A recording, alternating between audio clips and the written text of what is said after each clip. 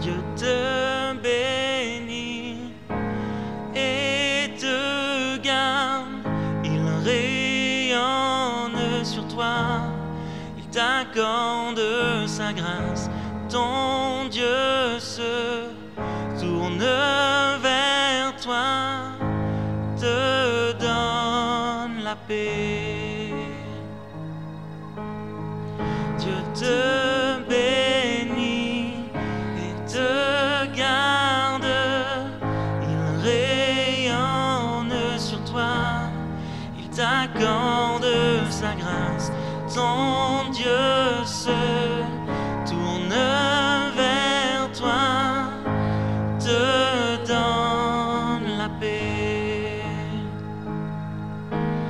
Amen, amen, amen, amen, amen, amen. Dieu te bénit et te garde, il rayonne sur toi, il t'accorde sa grâce, ton Dieu se tourne vers toi, te donne la paix. Amen, amen, amen, amen,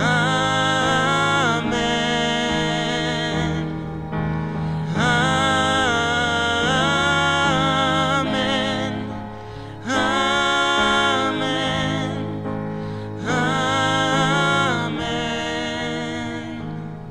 Que sa faveur reste sur toi pour plus de 1000 générations, sur ta famille et tes enfants et les enfants de leurs enfants. Que sa faveur reste sur toi pour plus de 1000 générations, sur ta famille et tes enfants et les enfants de leurs enfants.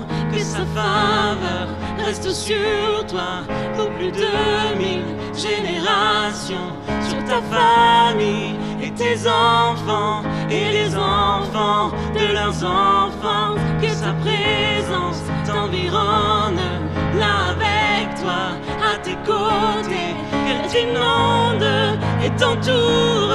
Il est pour toi, il est pour toi, dès le matin jusqu'au coucher, à chaque pas, veillant sur toi, dans les larmes et dans la joie. Il est pour toi, il est pour toi, il est pour toi, il est pour toi, il est pour toi, il est pour toi, il est pour toi, il est pour toi, il est pour toi.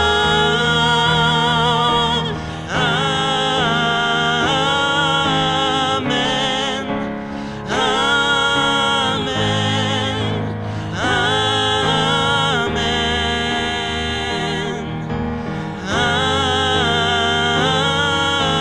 amen,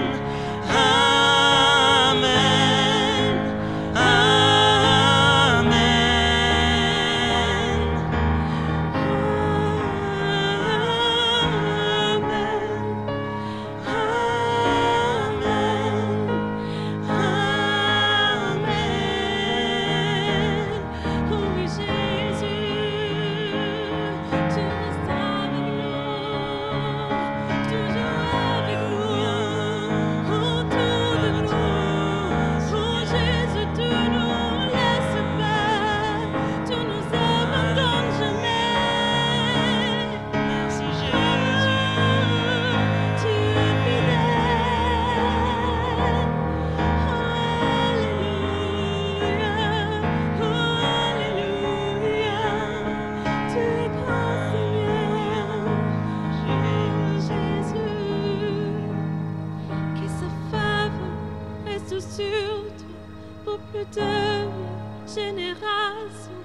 ta famille et tes enfants et les enfants de leurs enfants.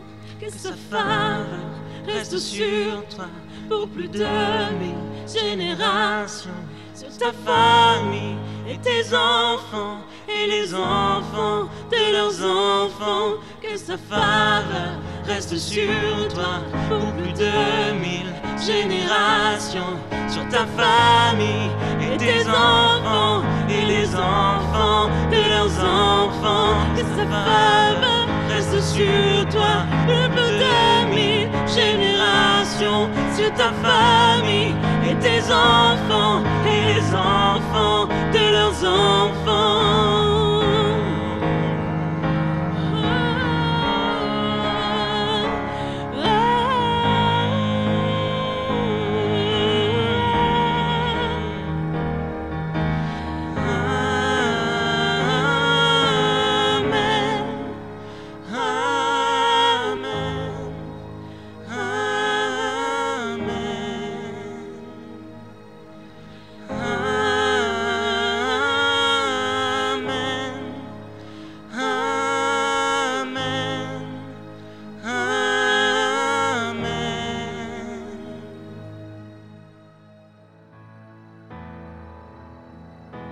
Car je suis l'Éternel, ton Dieu, qui fortifie ta droite et qui te dit, ne crains rien, je viens à ton secours.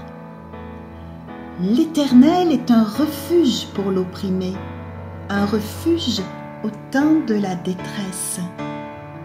C'est vrai, mon Dieu, tu as été un refuge pour le faible, un refuge pour le malheureux dans la détresse, un abri contre la tempête, un ombrage contre la chaleur. Car le nom de l'Éternel est une tour forte, le juste s'y réfugie et se trouve en sûreté. Et ceux qui connaissent ton nom se confient en toi, car tu n'abandonnes pas ceux qui te cherchent, ô Éternel. Alors, c'est donc avec assurance que nous pouvons dire « Le Seigneur est mon aide, je ne craindrai rien ». Oui, l'Éternel est la force de son peuple, il est le rocher des délivrances de son oint. Ô Jésus, sauve ton peuple et bénis ton héritage, sois leur berger et leur soutien pour toujours. Amen.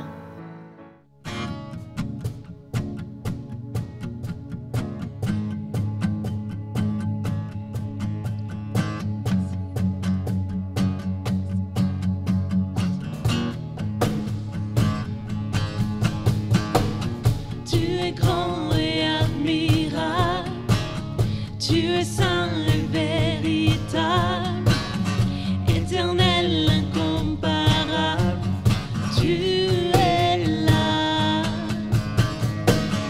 Tu es fort et insondable, infini et redoutable, majestueux et immuable, tu es là.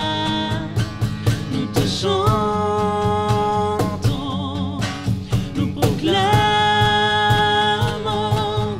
tout-puissant, souverain, tu tiens ma vie dans ta main, Rédempteur, couronné, par toi je suis libéré. Tu es grand et admirable, tu es saint et véritable, éternel, incomparable, tu es là. Tu es fort et insondable, infini et redoutable, majestueux et immuable, tu es là. Nous te chantons, nous proclamons, tout-puissant, souverain, tu tiens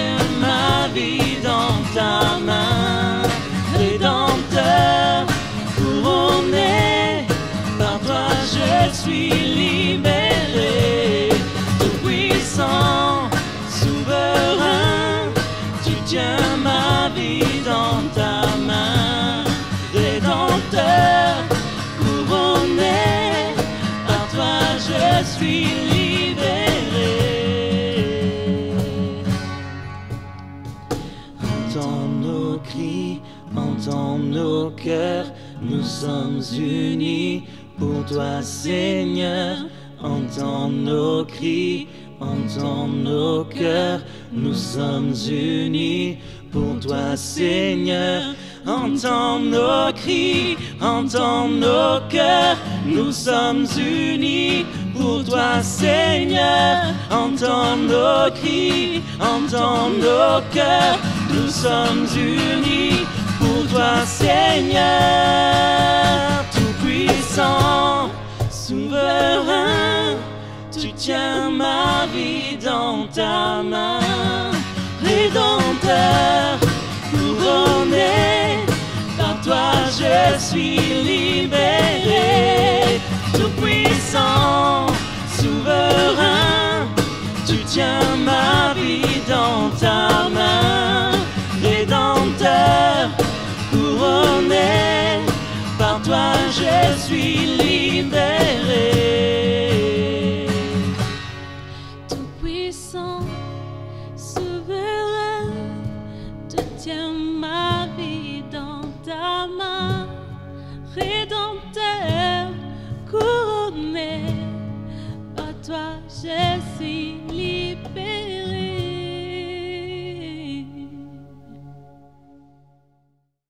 Nous voici à nouveau réunis en cette matinée et avec plaisir, nous voulons ouvrir la parole de Dieu. Nous sommes réunis parce que nous voulons plaire à Dieu. Nous sommes réunis ensemble, bien que chacun chez soi, la situation nous l'oblige, nous le comprenons fort bien, mais réunis autour de la parole de Dieu.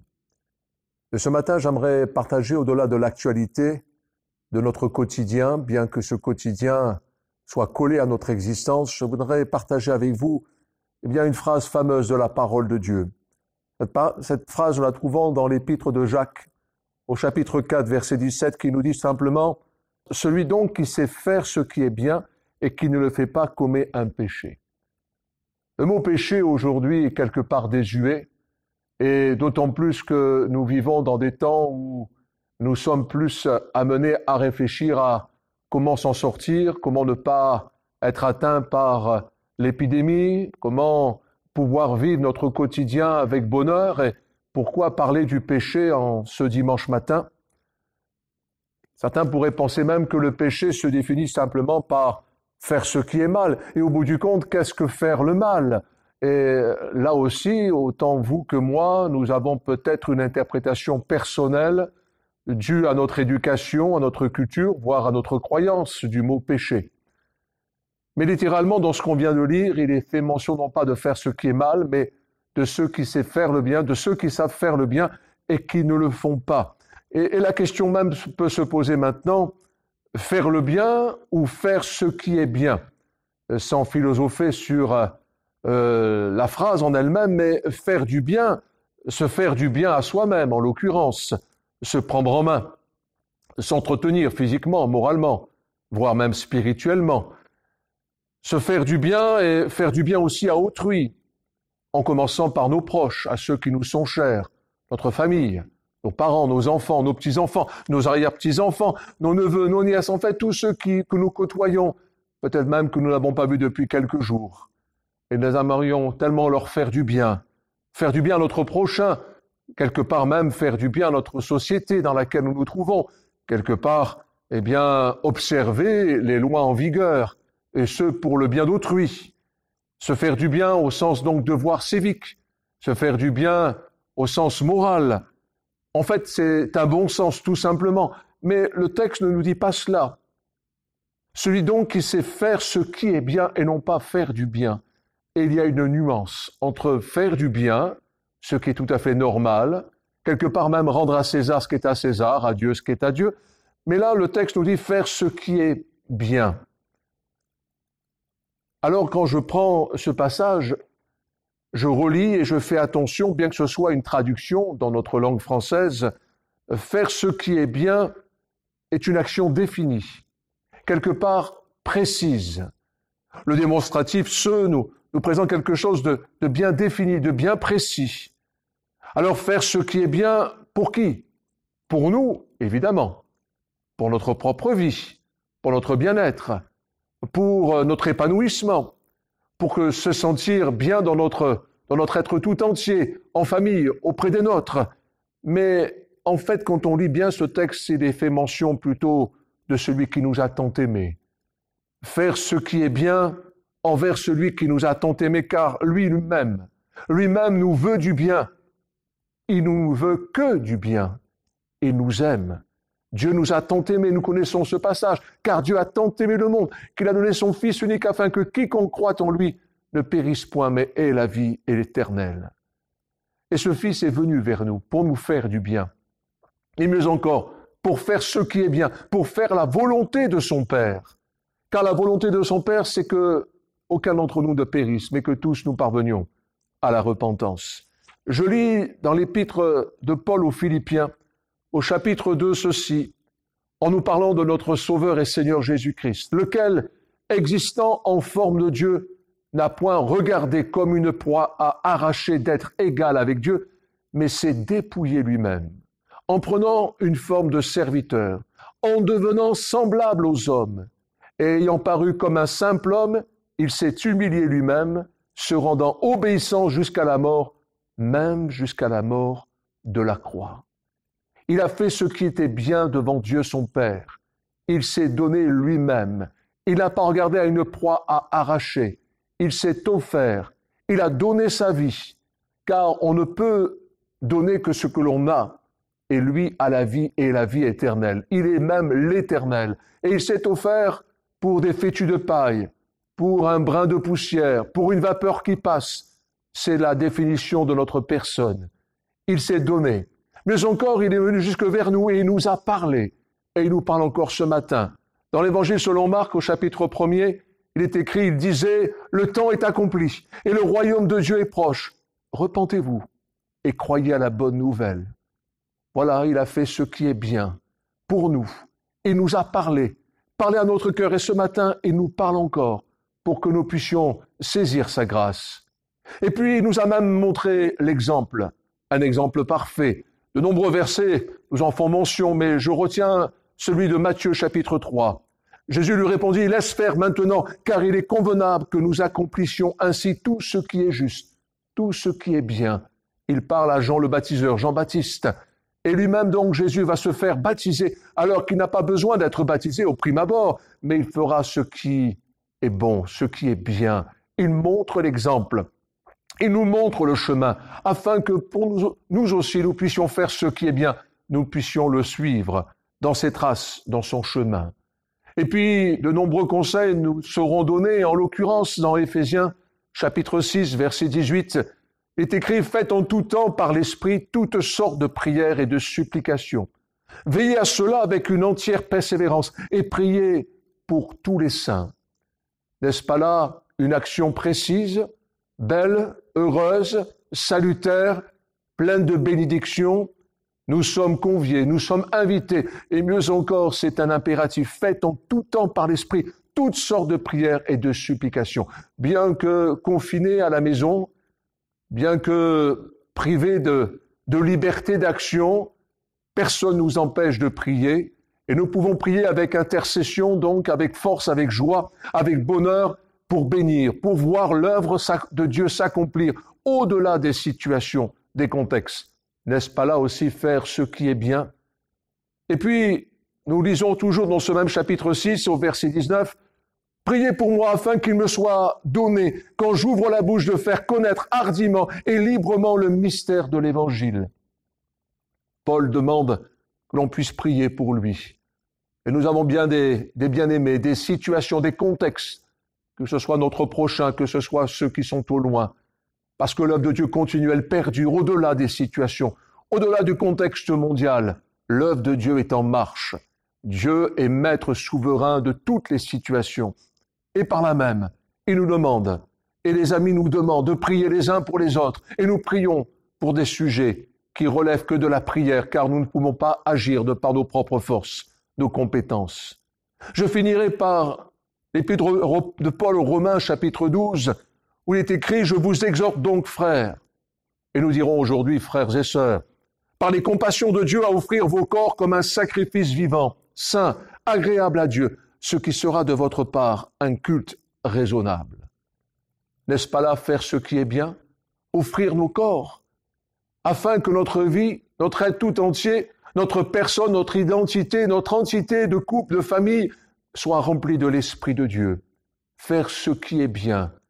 C'est comme cela que nous pourrons racheter le temps. Et le verset 2 de ce même chapitre 12 nous dit, « Ne vous conformez pas au siècle présent, mais soyez transformés par le renouvellement de l'intelligence, afin que vous discerniez quelle est la volonté de Dieu, ce qui est bon, agréable et parfait. » N'est-ce pas là, faire ce qui est bien, ce qui est bon, agréable et parfait. Nous voulons plaire à celui qui nous aime. Lui qui a envoyé par amour son Fils Jésus-Christ, nous envoie nous aussi, bien que nous ne puissions pas nous déplacer, comme bon nous semble, par la prière, dans l'intercession, dans l'amour des âmes. Nous pouvons traverser les frontières, traverser les maisons, les cœurs, et croire que Dieu bénit même les corps les plus malades, les plus atteints. Que Dieu nous bénisse tous ensemble. Permettez que nous prions un instant. Notre Dieu, notre Père, nous te prions au nom de ton Fils Jésus-Christ, afin que tous ceux et celles qui se réclament de toi, s'attendent à toi, te voient agir dans leur vie, corps, âme et esprit. Tu vois la peine de certains, l'épreuve par laquelle ils peuvent passer, et puis le soupir de chacun de vivre une vie heureuse, épanouie. Oui, nous voulons nous réfugier en toi et faire ce qui est bien, non pas nous retirer, non pas mettre un pas en arrière, mais au contraire, aller de l'avant, être poussé par cet amour pour bénir, pour secourir, pour intercéder et mettre tout en œuvre, autant que ça nous est possible, notre vie pour ta gloire et pour le bien de notre prochain. Que ton nom soit béni au nom de Jésus. Amen. Que Dieu vous bénisse. Bonne journée, bonne continuation et bon courage à chacun.